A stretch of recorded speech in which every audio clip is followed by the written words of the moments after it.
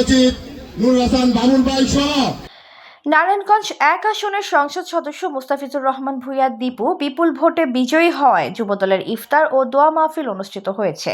মাহমুদুল হাসান নয়নের তথ্যচিত্রে বিস্তারিত। ঘরে বা ইন্ডাস্ট্রিতে মেঘনা স্টার কেবলস, বিশুদ্ধ কপারের নিরাপদ কেবলস, আপনার নিরাপত্তার সঙ্গী। বুধবার বিকেলে রূপগঞ্জ ইউনিয়ন যুবদলের উদ্যোগে শিমুলিয়া ব্রাহ্মণখালী এলাকায় এই ইফতার ও দোয়া মাহফিল অনুষ্ঠিত হয়।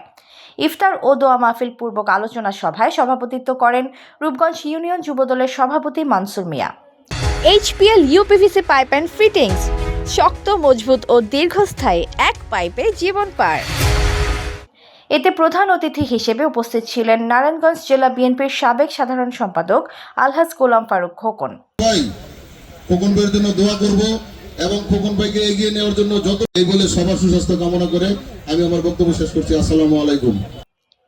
এতে আরও উপস্থিত ছিলেন নারায়ণগঞ্জ জেলা বিএনপির আহ্বায়ক কমিটির সদস্য নুরুন নবী ভূঁইয়া, রূপগঞ্জ উপজেলা যুবদলের ভারপ্রাপ্ত আহ্বায়ক আমিনুল ইসলাম প্রিন্স, থানা বিএনপির প্রচার সম্পাদক মোশাররফ হোসেন মোল্লা, রূপগঞ্জ ইউনিয়ন বিএনপির সভাপতি হাবিবুর রহমান বাবুল, সাধারণ সম্পাদক জিন্নাত আলী, জেলা জিয়া মঞ্চের আহ্বায়ক জজ মিয়া, বিএনপি নেতা মিল্লাত মিয়া সহ আরও অনেকে।